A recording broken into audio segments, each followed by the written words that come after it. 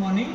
My name is Mishra and this is my project. My project is based on the topic PPM generator using FPGA and DSO.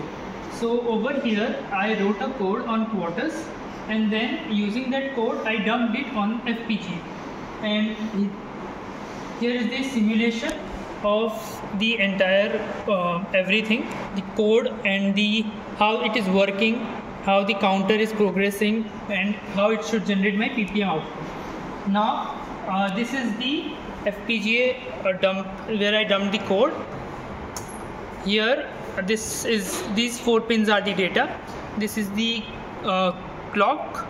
So this is the reset, this is the clock. So according to this my output should show over here. So let me just press the clock.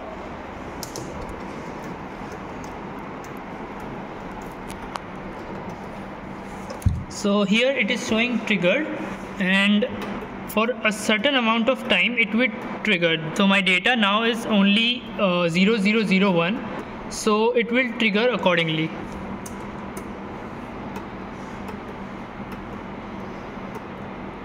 Yeah. So this was a personal project of mine, and over here what I am trying to explain is how FPGA is used in DSO to generate a digital based PPM.